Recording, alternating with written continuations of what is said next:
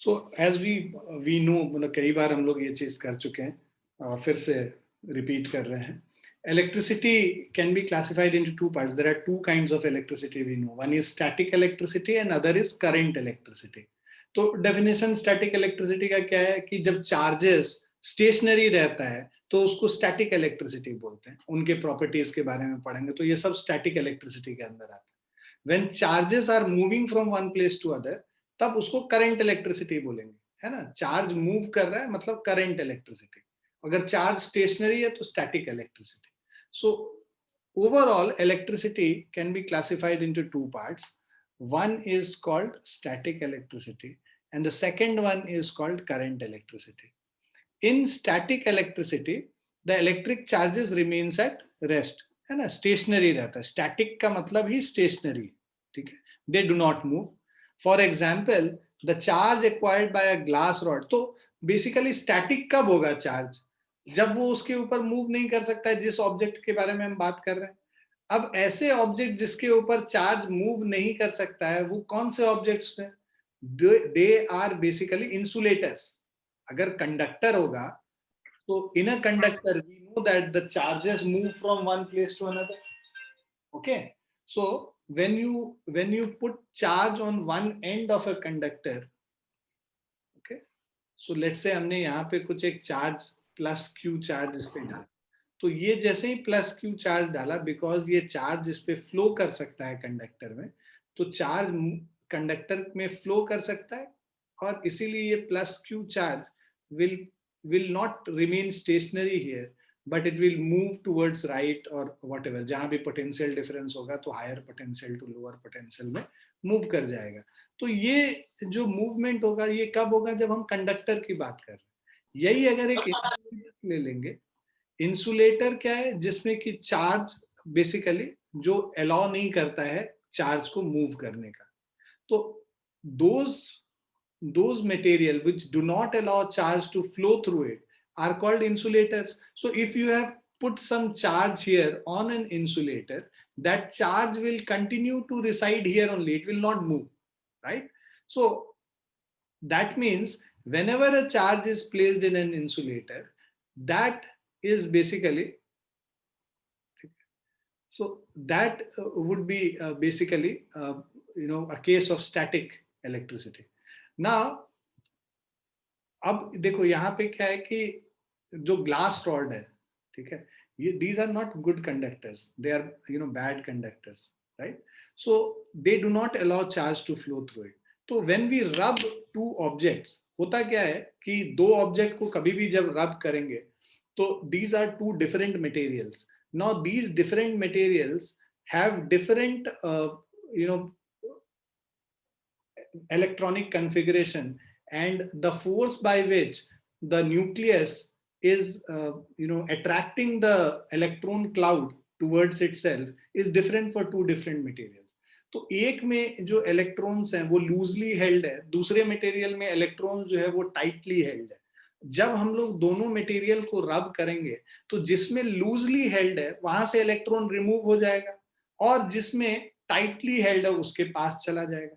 Electron जिस material से remove हुआ है, कोई भी मटेरियल है वो न्यूट्रल रहता है, जितने पॉजिटिव चार्जेस उतने ही नेगेटिव चार्जेस. आपने उसमें से इलेक्ट्रॉन को रब करके रिमूव कर दिया. जब इलेक्ट्रॉन को रिमूव कर दिया तो इलेक्ट्रॉन अपने साथ नेगेटिव चार्ज भी लेके चला गया. सो लेट्स से कोई भी मटेरियल था उसमें 8 प्रोटॉन और 8 इलेक्ट्रॉन था, या फिर ऐसे मानो 10 प्रोटॉन और 10 इलेक्ट्रॉन था, राइट? अब उस 10 इलेक्ट्रॉन में से 2 इलेक्ट्रॉन चला गया तो अब बचा 10 प्रोटॉन और 8 इलेक्ट्रॉन. तो अब बिकॉज 10 पॉजिटिव चार्ज है और 8 नेगेटिव चार्ज है, तो नेट चार्ज जो इसके ऊपर आएगा वो 2 पॉजिटिव चार्ज आ जाएगा 2 इलेक्ट्रॉन के जाने की वजह से. तो इलेक्ट्रॉन जिस मटेरियल से गया वो पॉजिटिवली चार्ज हो गया और जिसके ऊपर आया वो नेगेटिवली चार्ज हो गया, right? So that's the reason when you rub two insulators, so what will happen that the charge, the electron which is being removed from one of the material, that becomes positively charged और जिसमें गया वो negatively charged हो गया. So यही चीज होता है जब हम ग्लास रॉड को रब करते हैं सिल्क क्लॉथ से, ठीक है। सेम चीज होगा इबोनाइट रॉड को जब सर ये gain of electrons and lose of electrons आ रहा है, एक और बार समझा दो, समझ नहीं आ रहा sir.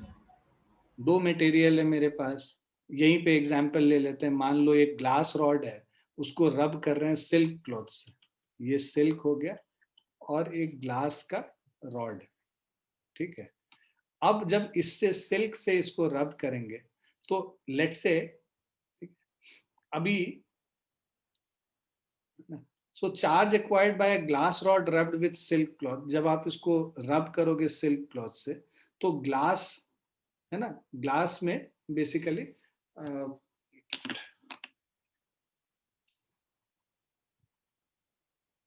Just a second,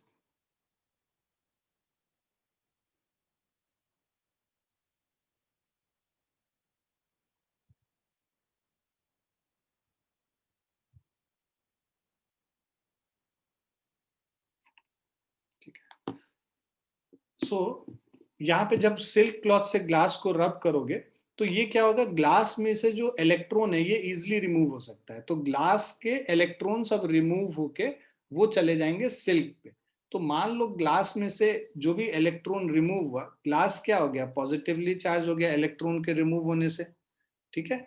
and जो सिल्क है वो उस पे बिकॉज इलेक्ट्रॉन्स चले गए तो वो क्या हो गया, वो नेगेटिवली चार्ज हो गया। सो ग्लास रॉड पॉजिटिवली चार्ज हो गया और सिल्क जो है नेगेटिवली चार्ज हो गया इसके रब करने से। आया समझ? Yes sir. सिमिलरली जब इबोनाइट रॉड को आप वुलन क्लॉथ से रब करते हो तो यहाँ पे वुलन क्लॉथ जो है वो इलेक्ट्रॉन रिलीज करता है, इबोनाइट पे आता है, इबोनाइट नेगेटिवली चार्ज हो जाएगा और वुलन क्लॉथ पॉजिटिवली चार्ज हो जाएगा ना। ये तो स्टैटिक इलेक्ट्रिसिटी हो गया। अब हम करंट इलेक्ट्रिसिटी की बात करें, so electric charges are in motion. यहाँ पे करंट इलेक्ट्रिसिटी में when the charge is in motion such kind of electricity is called current electricity.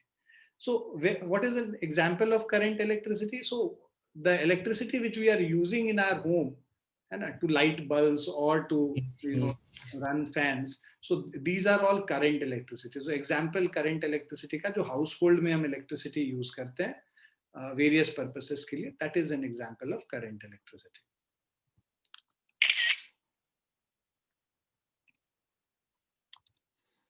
Now if we bring a plastic comb, so if we bring a plastic comb near a very tiny pieces of paper, it will not have any effect on them.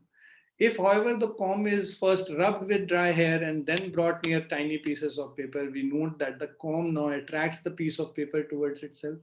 है ना? तो ये experiment जो है ये भी वही चीज बताता है। आप कॉम्ब को ड्राई हेयर में जब रब करोगे तो कॉम्ब क्या है, चार्ज हो जाएगा।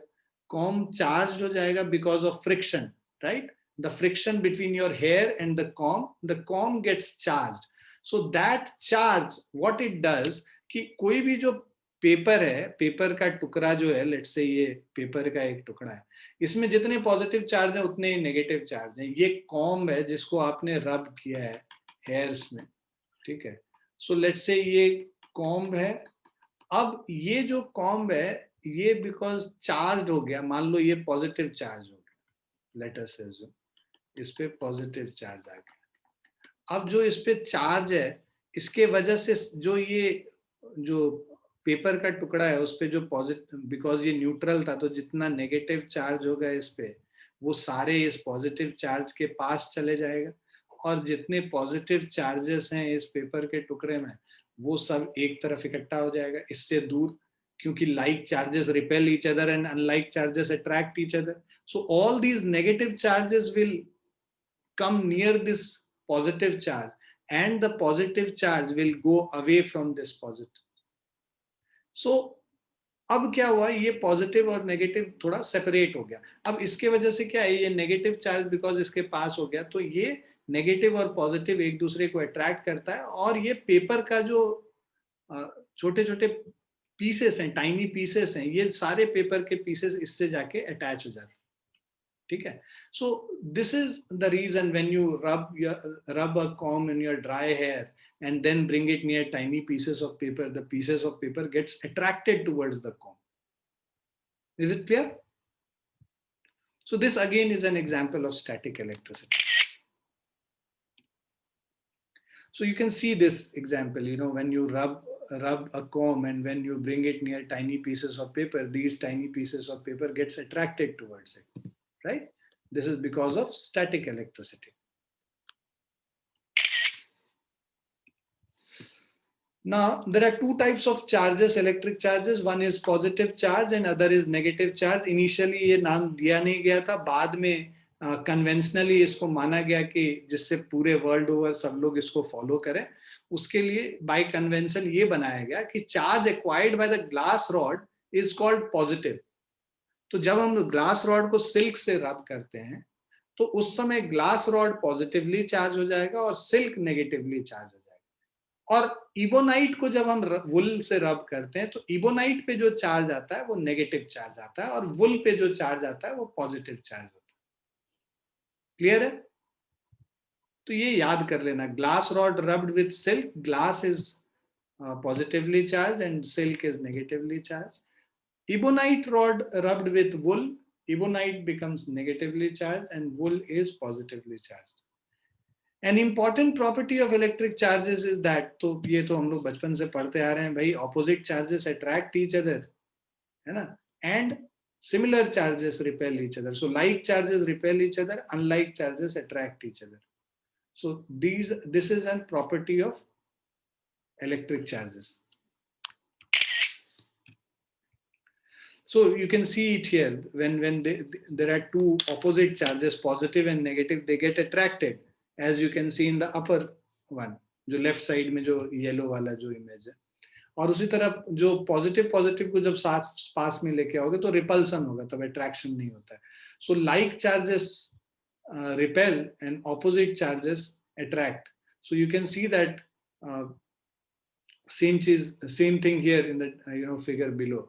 So when you bring a positive and negative charge towards a positive charge, the negative gets attracted and the positive gets repelled. The SI unit of electric charge is coulomb. 1 coulomb is that quantity of electric charge which exerts the force of 9 into 10 to the power 9 Newton on an equal and opposite charge placed at a distance of 1 meter from it. So this is the definition of coulomb. ठीक है, तो ये basically ampere के definition से आया है. तो ampere के डेफिनेशन से ये कूलम डिफाइन हुआ है. तो एज सच एग्जैक्ट डेफिनेशन आता नहीं है एग्जाम में, बट फिर भी मतलब जो कूलम का डेफिनेशन है, you should know that. So SI unit of electric charge is coulomb. और 1 कूलम को क्या डिफाइन हुआ कि दो चार्जेस को अगर हम 1 मीटर अपार्ट लेकर आते हैं, if we are bringing two charges at a distance of 1 meter from each other, and if the force of attraction or repulsion between these two charges, okay, so equal and opposite charge कर रहा है, मतलब एक plus Q लेकर आए और दूसरा minus Q लेके आए. so two opposite charges, when they are brought to near each other at a distance of 1 meter to each other, then the force of attraction F, if it is equal to 9 into 10 to the power 9 Newton, then we say that the charge on each of these objects is equal to 1 coulomb. So that is the definition of coulomb.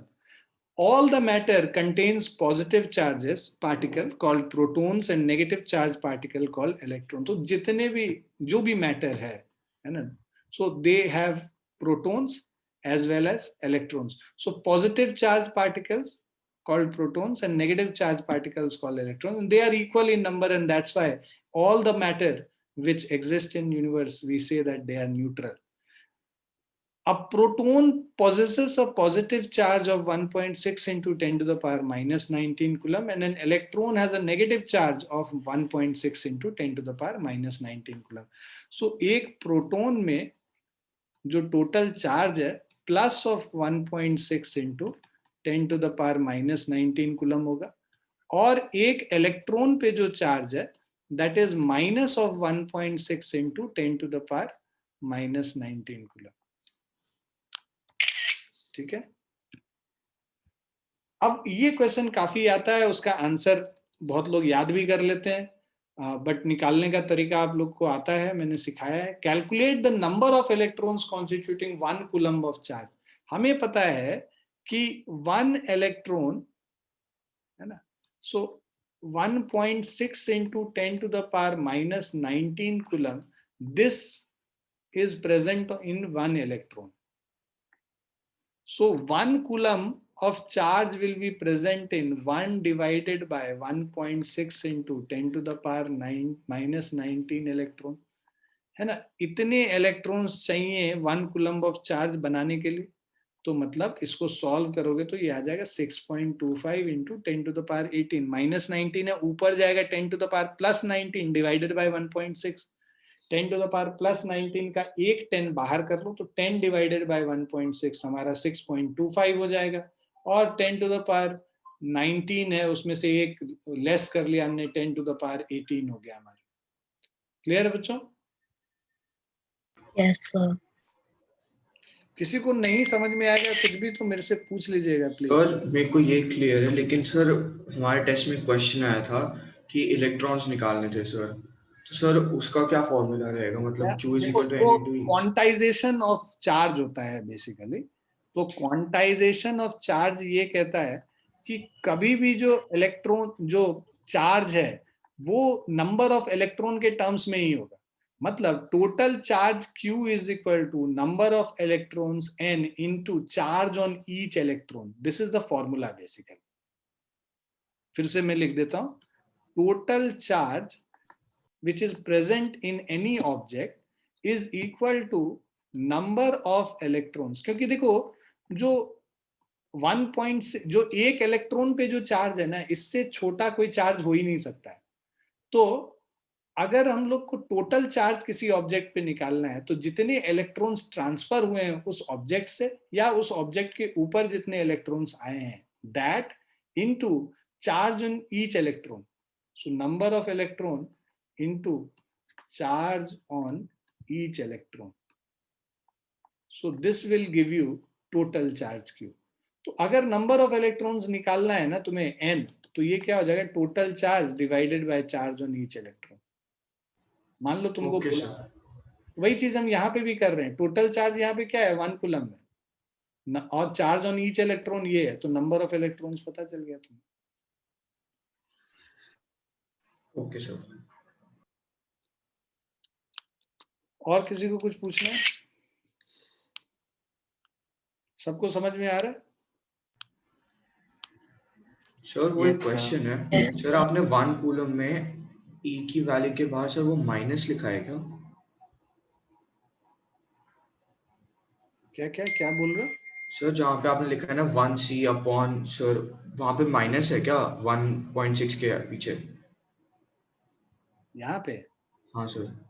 नहीं, minus minus नहीं है. हम तो magnitude के बारे में बात कर रहे हैं ना. चार्ज नेगेटिव पॉजिटिव से क्या मतलब, ओके सर. मैग्नीट्यूड के बारे में बात कर रहे हैं. Ananya, I could not understand your question. Is this the principle that triboelectric is based upon? नहीं समझ में आया मुझे. Can you repeat your question? Yeah, so towards the beginning, you were talking about some transfer of electrons, right? Yeah. And I could recall the teacher teaching us something about the triboelectric series. So I thought I was connecting it to what you were, I was trying to connect it to what you were teaching. So I thought they were somehow related. अच्छा, triboelectric thing I'll have to look upon. मतलब I don't know what is triboelectric concept. Okay. मुझे नहीं पता triboelectric क्या होता है. एक second रुको.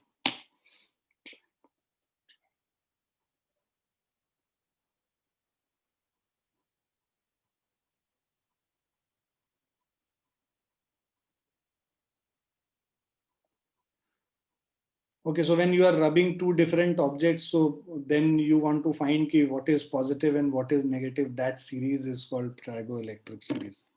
हाँ, obviously it comes from that only कि जो मैंने बताया कि सिल्क पे चार्ज आ जाता है नेगेटिव चार्ज और जो ग्लास पे पॉजिटिव आ जाता है. So that is because the glass is on top of the triboelectric series and silk is below. तो जो ऊपर है उस पे positive charge आएगा, जो नीचे है उस पे negative charge आता है. Yeah, but these are not in our syllabus basically. We just have to remember only two things, that silk and glass and wool and ebonite. That's it. Okay. ICSE board में थोड़े बहुत पढ़ने हैं, but हमें और बाकी हम लोग को नहीं पढ़ना है कि वो पूरा ट्राइबो इलेक्ट्रिक सीरीज रखने की जरूरत नहीं है. ठीक है. That's in fact not there in 11th 12th also, so that will never be useful. Anyways,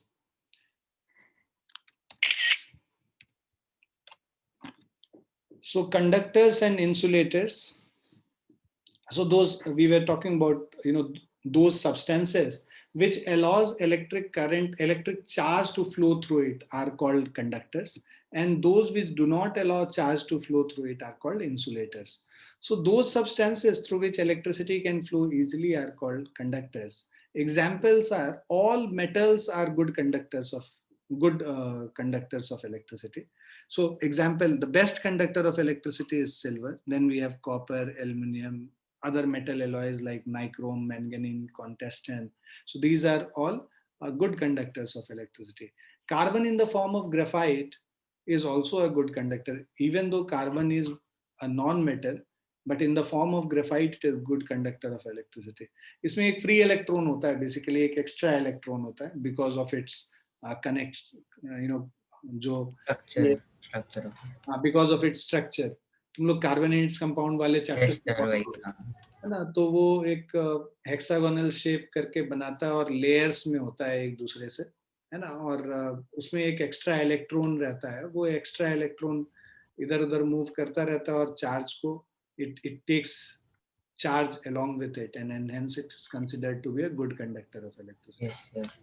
Similarly, human body has ions inside it. So we have ions inside our body which moves and carries charge from one point to other. And again, it is a good conductor of electricity. So those substances through which electricity cannot flow are called insulators.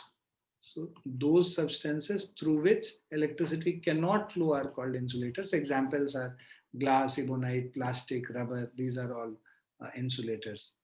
Now, all the conductors have some electrons which are loosely held by the nuclei of their atoms. These electrons are called free electrons. Okay?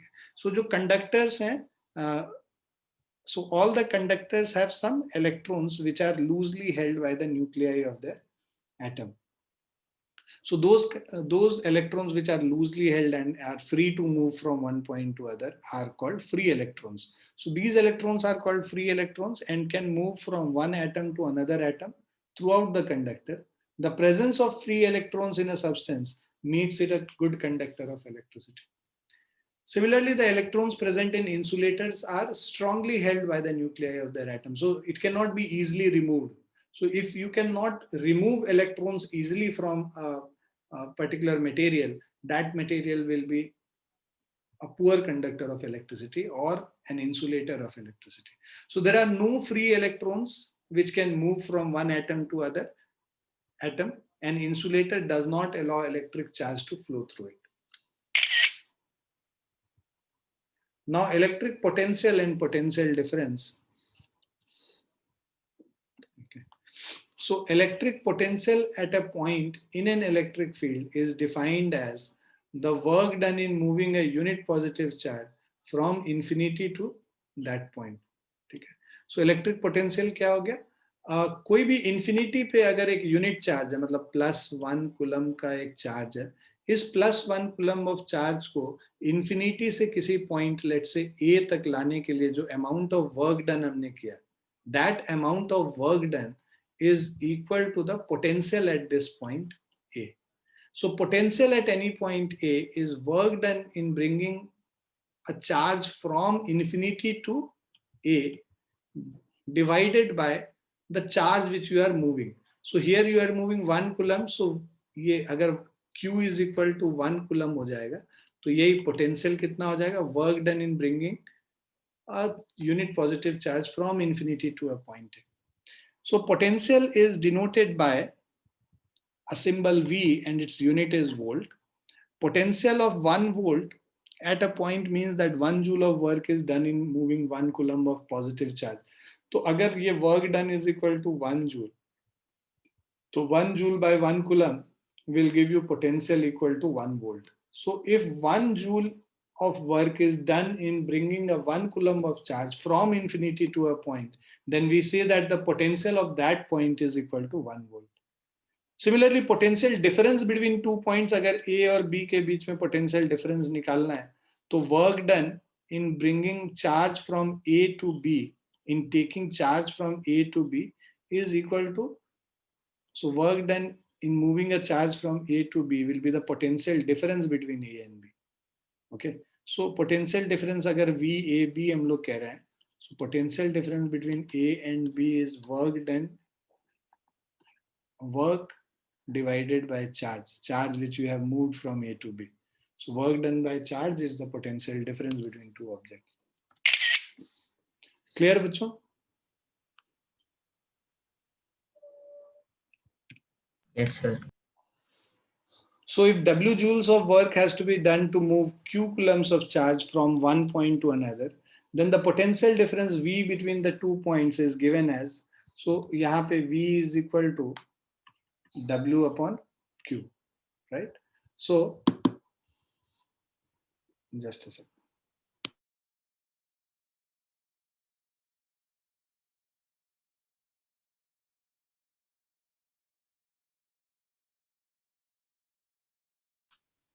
Yes, so V is equal to W by Q, where W is work done and Q is the quantity of charge moved, right? So this is an important relation in terms of numericals. So few questions are being asked, with this regard. Now charges do not flow in copper wire by themselves. So what happens? जैसे कि when you connect a pipe from one end of the water to the other end, so water does not flow inside the pipe on its own. So you will have to create a difference in height for the water to flow from the higher position to a lower position. Okay, so यहाँ पे height का difference होना चाहिए water को अगर flow कराना है, so higher to lower position water flow करता है हमेशा, and that is because of gravity obviously. Now if you have to transfer charge from one end of the conductor to the other end of the conductor, you will have to apply a potential difference between the two ends of the conductor for the charge to be flowing from one end of the conductor to the other of the end of the conductor. So this potential difference, we know that the charge always flows from higher potential to lower potential. Okay, so charges do not flow in the copper wire by themselves, just as water in the perfectly horizontal tube does not flow. If one end of the tube is connected to a tank of water kept at a higher level such that there is a pressure difference between the two ends, इस height के वजह से difference क्या आता है? Pressure का difference आता है. So until and unless there is a pressure difference between the two ends, the water will not transfer from one end to other. So for flow of charges in a conducting metallic wire, the electrons move only if there is a difference of electric pressure. So वहां पे जो pressure की बात कर रहे हैं है ना, वाटर का प्रेशर था, यहाँ पे चार्ज को मूव कराने के लिए इलेक्ट्रिक प्रेशर हम लोग को क्रिएट करना पड़ता है, और that electric pressure which is being created to move charge from one end of the conductor to the other is called the potential difference along the conductor. Clear?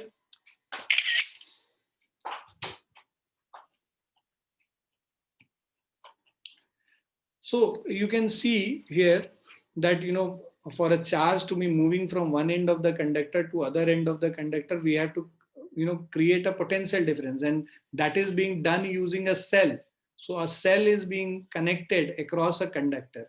तो जब cell connected नहीं था conductor में, तो ये सारे free electrons randomly इधर उधर मूव कर रहे होते. ठीक है, ये पॉजिटिव आयंस है और ये ब्लैक ब्लैक डॉट्स जो है ये फ्री इलेक्ट्रॉन्स है. तो ये फ्री इलेक्ट्रॉन्स है ना, so these are positive ions and these are free electrons. So free electrons would be moving in a random direction. So उसका जितने फ्री इलेक्ट्रॉन्स लेफ्ट से राइट जा रहा था उतना ही फ्री इलेक्ट्रॉन राइट से लेफ्ट आ रहा था, तो नेट फ्लो जो इलेक्ट्रॉन का जीरो था. So that's why the total current which was flowing in this case, when it is not connected to any conductor, any potential source, in that case, the net flow of the charge is zero. Because the net flow of charge is zero, that means the electric current is zero, right? So electric current यहाँ first case में zero होगा. जैसे ही हम इसको cell से connect करते हैं, right? So when you connect a conductor across a cell, so what happens? This negative charge, so negative potential, this will be negative potential here, and this will be positive potential here, right? So positive potential है और negative potential है. तो अब ये हमें पता है कि इलेक्ट्रॉन हमेशा पॉजिटिव के तरफ अट्रैक्ट होता है, तो all the electrons will start moving towards left, right? And because these electrons start moving towards left, we know that the direction of the current is opposite to the direction of free electrons. That is because conventionally we have defined electric current is the flow of positive charge. So direction of electric current is given by the direction of flow of positive charge. Now because negative charge is moving towards left, we assume that the positive charge is moving towards right. Actual case में positive charge कभी भी move नहीं करता है, ठीक है? Proton जो है बेसिकली जो आयंस होंगे that will not move, right? What actually moves is these free electrons. So these free electrons because get deposited on the left side of the conductor, so the conductor on the left side becomes negative, right? So यहाँ पे जो concentration negative charge का increase कर जाएगा, because ये पूरा neutral था, उसमें से नेगेटिव चार्ज लेफ्ट साइड को जमा हो गया, तो जो राइट साइड में जो कंडक्टर है उस पे पॉजिटिव चार्ज जो एक्यूमुलेट कर गया, तो नेगेटिव चार्ज इधर एक्यूमुलेट कर गया, पॉजिटिव चार्ज इधर एक्यूमुलेट कर गया.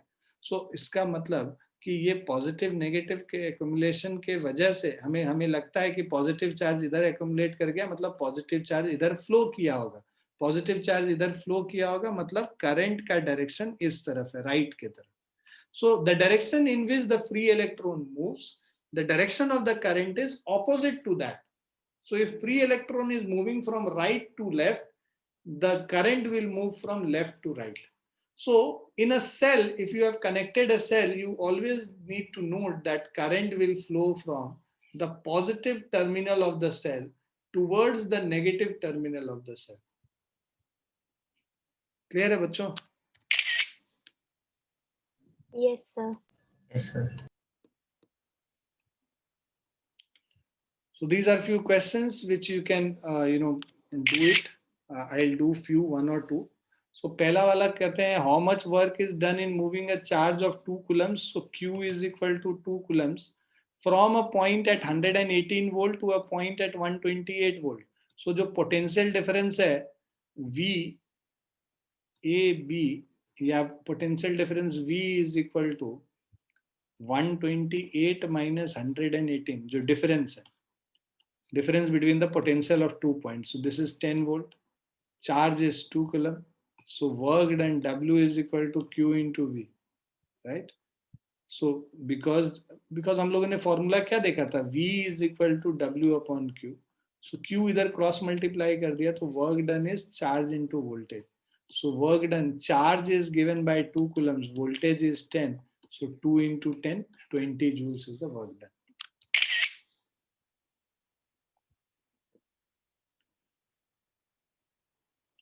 Clear बच्चों? Yes, sir.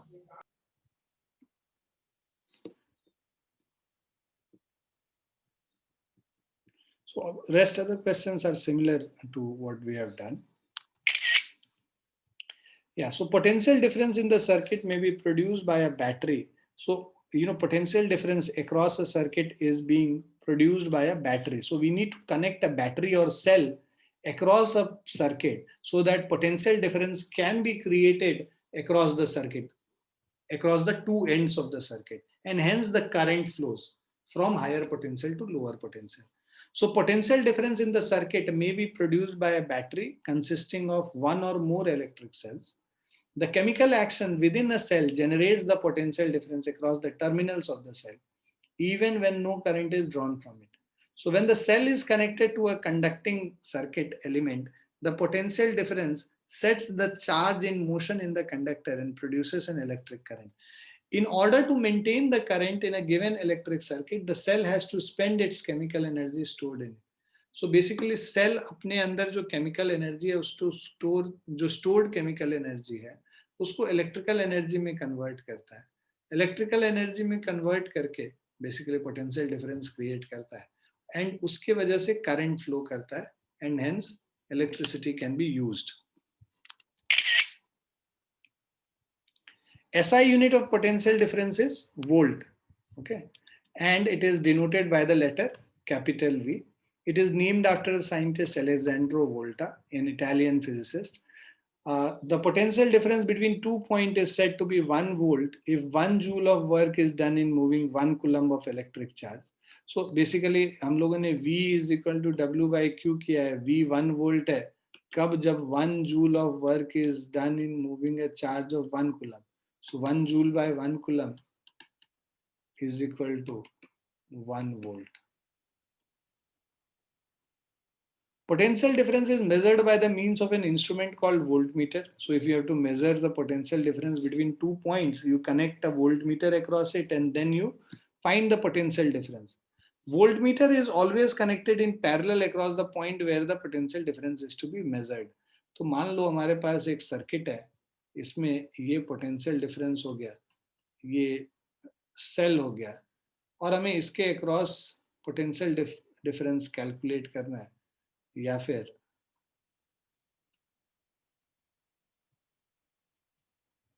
यहाँ पे भी दूसरा रेजिस्टेंस कर लो.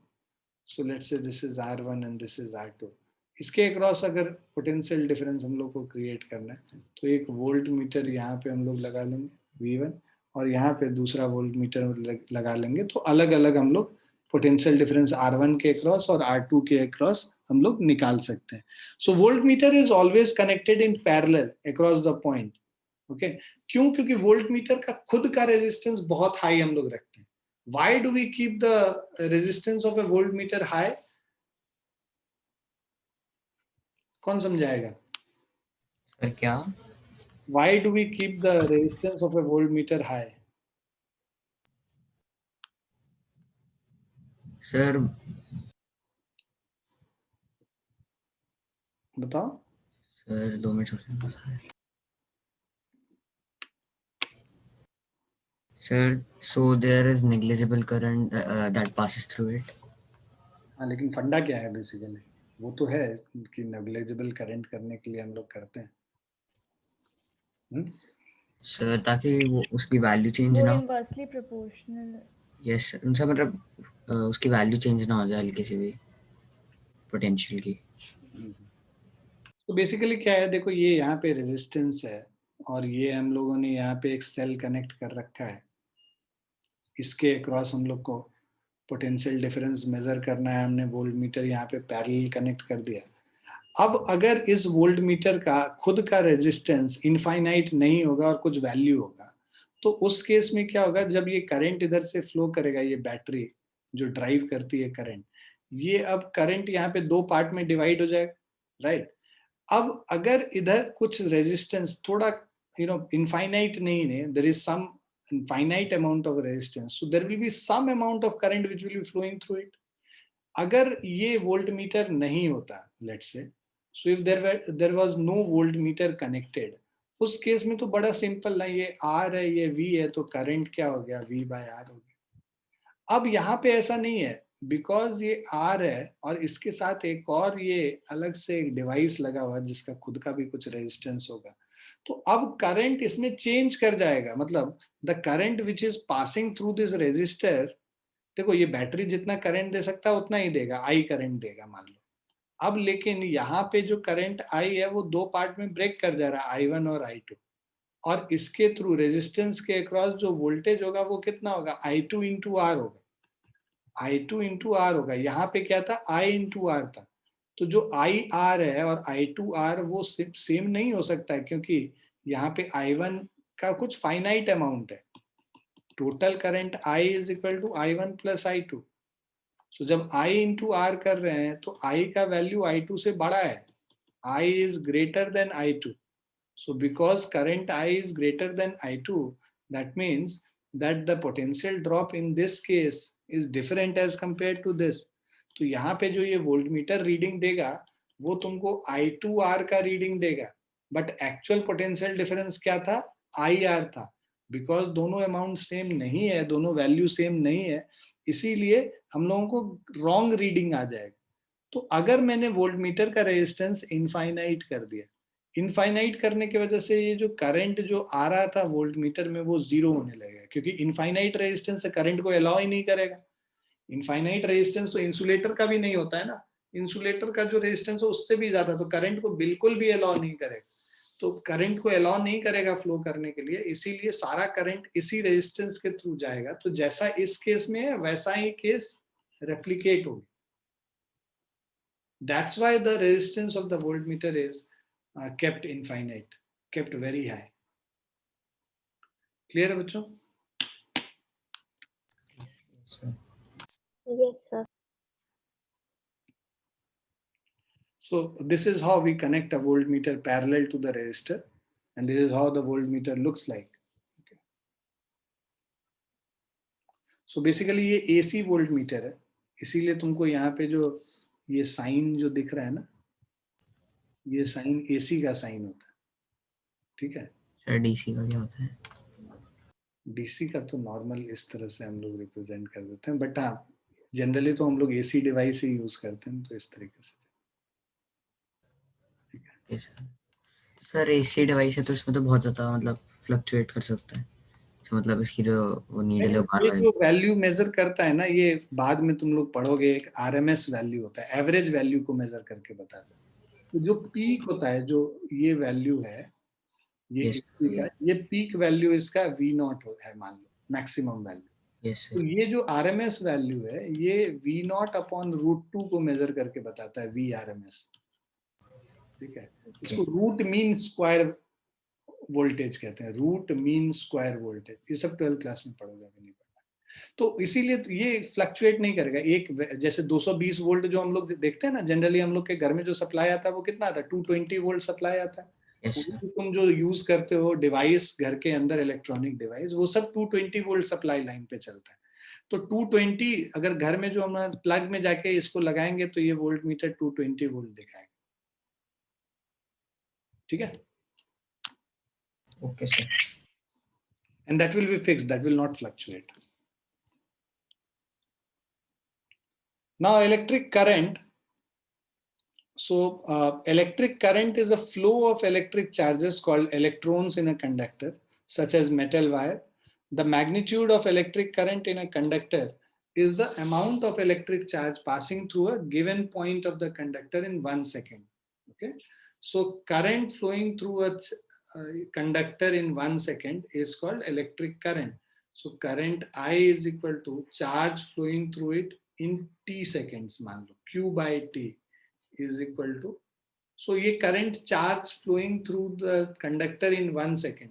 तो मतलब अगर 1 second में flow कर रहा है, Q by 1 is equal to Q ही हो जाएगा. तो current क्या हो जाएगा? That amount of charge which is flowing through a area of cross section. मान लो ये हमारा कंडक्टर है और ये हमारा क्रॉस सेक्शनल एरिया है, इसमें से let's say number of electrons जो पास कर रहे हैं पर second, n number of electrons pass कर रहा है. n number of electron pass कर रहा है तो चार्ज कितना हो जाएगा? Q is equal to n into E हो जाएगा. ठीक है. और इलेक्ट्रॉन जिधर मूव कर रहा है, करंट उसके ऑपोजिट डायरेक्शन में है ना, क्योंकि यहाँ पे चार्ज जो है इलेक्ट्रॉन का नेगेटिव है. तो I is equal to Q upon T करते हैं. अगर हम लोग बस वैल्यू जानना है तो n into E divided by T. Right. So that's what is mentioned here. The magnitude of electric current in a conductor is the amount of electric charge passing through a given point of the conductor in 1 second. Per second इस particular cross section से कितने number of electrons pass कर रहे हैं, है ना? Amount of charge passing through this will give you the current flowing through this conductor.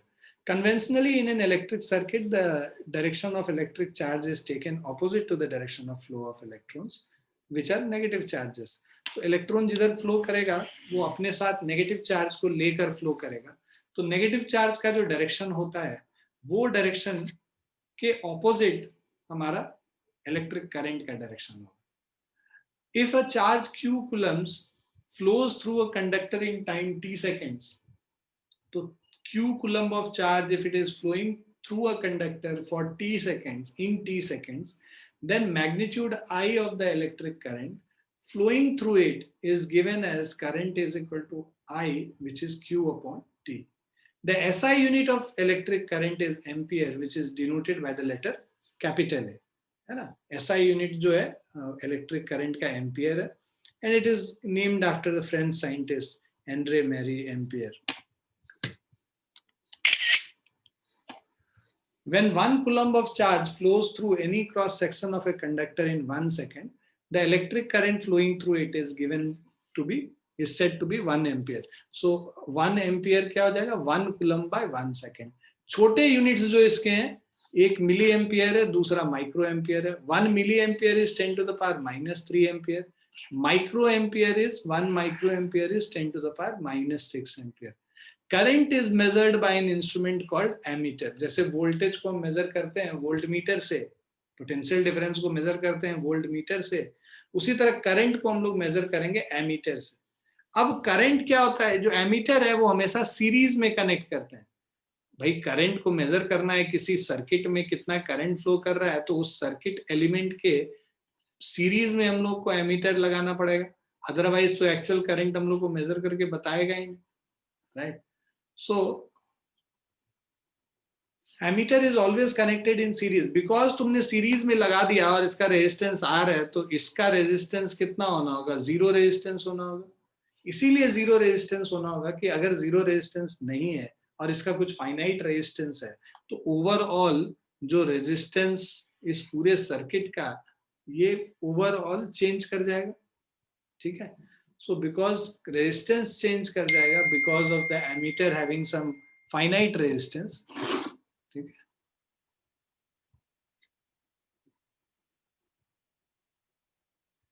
Okay. So because this resistance जो है, इसका कुछ फाइनाइट रेजिस्टेंस अगर है एमीटर का, तो ये सर्किट का जो एलिमेंट है, सर्किट का जो टोटल रेजिस्टेंस है उसको चेंज कर देगा, और जो करंट जो फ्लो कर रहा है वो भी चेंज हो जाएगा. भाई पहले अगर वोल्टेज V था, रेजिस्टेंस R था, तो करंट हम लोग I = V/R निकाल रहे थे. अब ये इसका एमीटर का रेजिस्टेंस मान लो RA आ गया, तो नया करंट क्या हो जाएगा? V/R + RA हो गया. So this is the new current which is different from this current. So अगर एक एमीटर को लगाने से हमें करंट ही चेंज कर दे रहे हैं, तो जो करंट हम मेजर कर रहे थे एमीटर से, अब कुछ और करंट मेजर करके बताएगा वो, not the actual current. So that's why an emitter, ideal emitter should have zero resistance.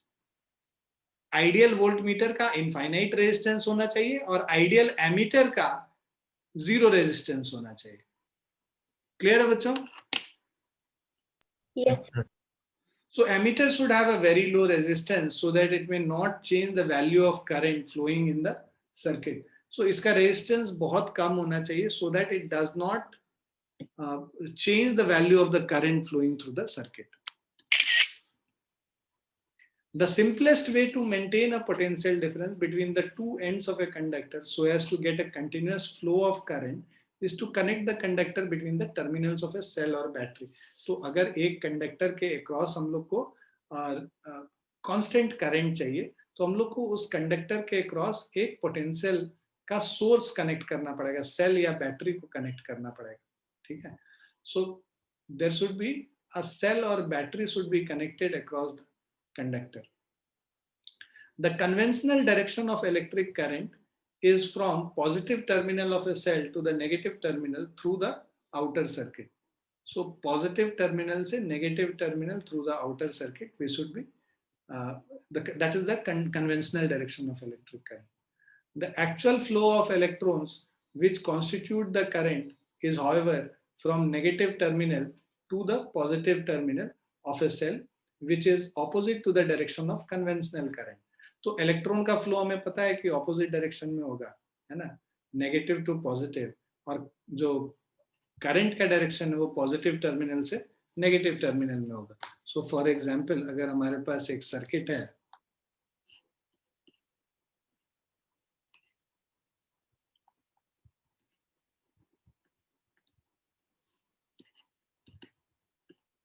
So current का जो डायरेक्शन है conventional direction positive to negative, और जो इलेक्ट्रॉन का डायरेक्शन है वो नेगेटिव टू पॉजिटिव।